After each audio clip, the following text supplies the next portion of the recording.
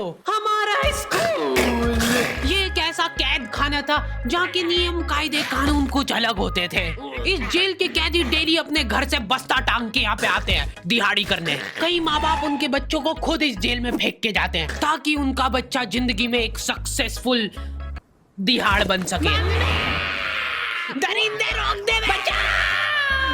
मैं अपनी दिहाड़ी करने वैन से जाता था। हमारी वैन वाले ड्राइवर का नाम था भैया जी और उसकी वैन का नाम था मैजिक, जिसका हर दूसरे दिन टायर पंचर हो जाता था। बच्चे लोग स्कूल जाके पढ़ना सीखे ना सीखे टायर पंचर बनाना जरूर सीख जाते थे। लेकिन भैया जी से मेरा अलग अटैचमेंट था। उनसे मेरे को दिल से नफरत थी। ये आदमी सुबह 5 बजे आके मेरे घर के सामने हॉर्न बजाता था। अरे भैयू, ओए भैयू, जल्दी से तैयार हो जा बेटा, 5 मिनट में निकलना है फटाफट। 9 बजे का स्कूल है यार हमारा। लेकिन ये आदमी सुबह सबसे पहले आके मेरे को लेता था। उसके बाद हम 3-4 घंटे पूरे शहर भ्रमण पे निकलते थे। शहर के पूरे आखिरी कोने से बच्चे ले लेके आता था ये आदमी। जहाँ पे वैन जा भी नहीं सकती उधर कूदा कूदा के ले जाता था ये, और फिर टायर पंचर हो जाते थे। शाम पड़े वापस से हमको घर घर छोड़ के आता था ये। जिंदगी बर्बाद कर दी थी भैया जी ने मेरी। सबसे पहले लेते थे और सबसे आखिर में छोड़ते थे। लेकिन मैं फिर भी उसी वैन में जाता था क्योंकि चमेली भी हमारी वैन में आती थी।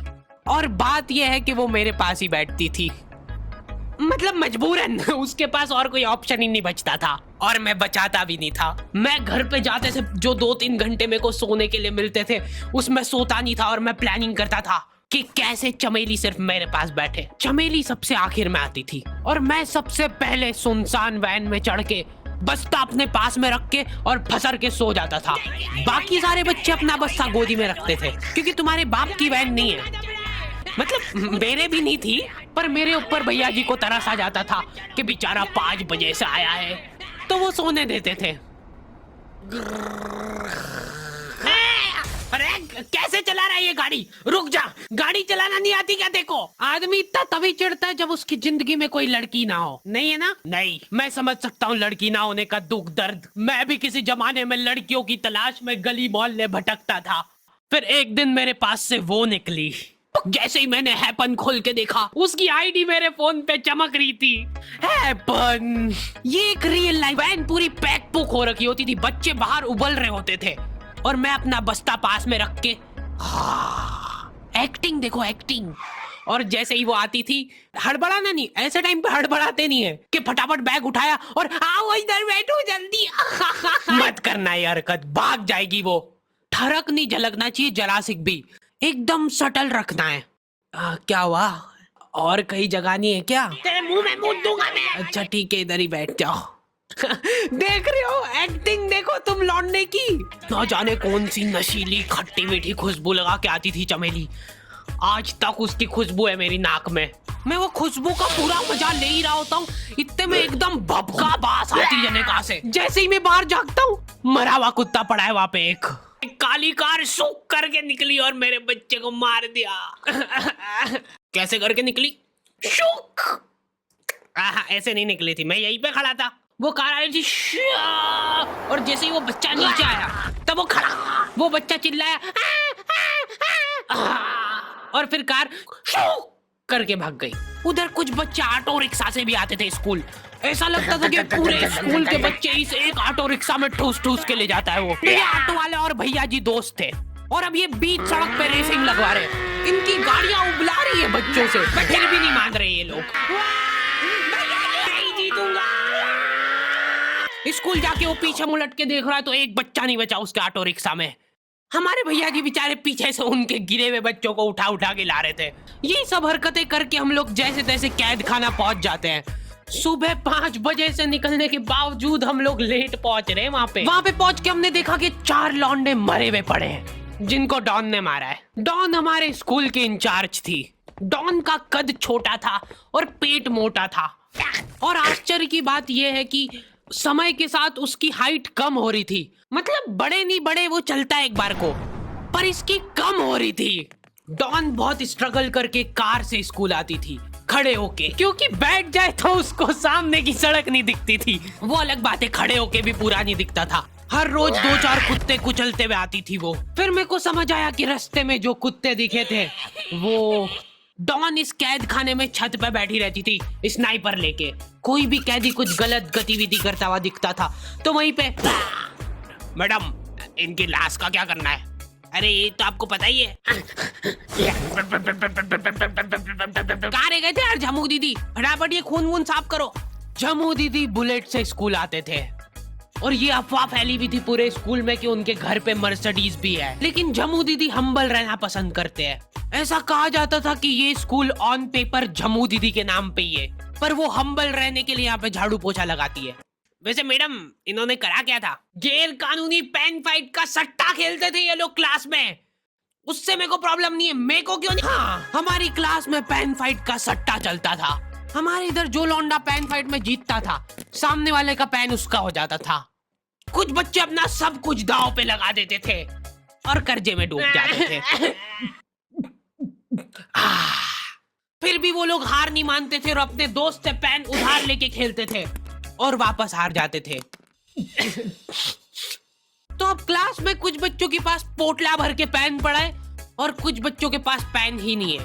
पेन इस कैद खाने की करेंसी थी, जिसके पास जितने महंगे पेन वो उतना रईस। यहाँ पे ब्लैक में पेन इधर उधर होते थे। नॉर्मल लोगों के पास होते थे 5 रुपए वाले जीफी जेल, जो कि तुम एक पन्ने पे लिखोगे तो पीछे 10 पन्ने तक छप जाएगा। और उनसे भी गए बीते लोग होते थे जो 3 रुपए वाला यूज एंड थ्रो लेके आते थे और उससे भी उनकी अच्छी राइटिंग आ जाती थी। बहुत चिढ़ मचती थी यार मेरे को उनसे। और कुछ चुनिंदा रईस लोग होते थे जिनके पास होता था ट्राईमैक्स। हर बच्चे का सपना होता था कि उसके पास एक ट्राईमैक्स हो, साथ में आसपास 2-4 लड़कियां हो। मेरे को प्लीज मेरे को यहाँ पे ऑटोग्राफ दे दो। ये लो ट्राईमैक्स किंग के, ये ट्राईमैक्स क्या बात कर रही है? सही में एकदम रईस लोग ही अफोर्ड कर पाते थे ट्राईमैक्स। वो बाबड़े भी एक एक अक्षर लिख के रिफिल खोल के देखते थे। खाली हो रही है तो एक बार एक रईस बच्चे का ट्राईमैक्स चोरी हो गया। पूरे स्कूल में हाहू मच गई थी। वो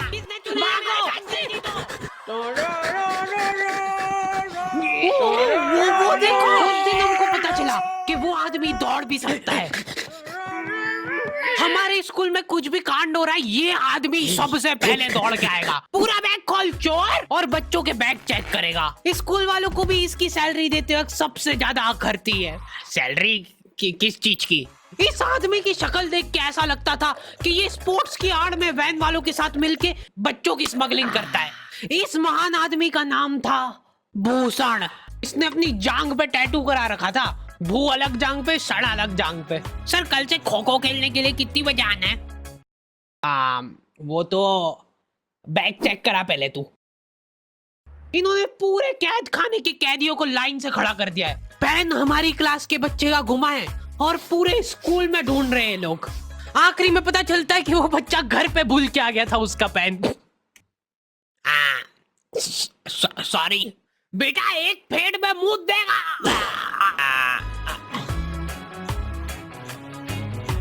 ऐसे तो नमूने बच्चे थे हमारे स्कूल में और टीचर लोग उनसे भी गए बीते थे। हमारे स्कूल में टीचरों को उनके नाम से कोई जानता ही नहीं है। बच्चों ने उनकी हरकतों के अनुसार टीचरों के नाम रखे हुए। हमारे इंग्लिश वाले टीचर का नाम था छोटा भीम। इससे चिड़चिड़ा आदमी मैंने आज तक नहीं देखा। छोटा भीम की हॉबी थी लड़कों को कूटना। उस बेचारे की हाइट छोटी थी तो बच्चे के मुंह तक उसका हाथ ही नहीं पहुंचता था। बेचारा उचक उचक के मारता था, फिर भी कमर तक ही हाथ पहुंच पाता था उसका। एक पॉइंट पे मेरे को ऐसा लगने लग गया था कि उसको सैलरी लड़कों को कूटने की मिल रही है। कभी किसी बच्चे को बहुत ज्यादा मार दिया, घायल हो गया वो बेचारा, ये लो आपका एक्स्ट्रा बोनस। होमवर्क तुम्हारा बाप करेगा क्या? सर मेरे पापा मर गए थे। मर जा। ये लो।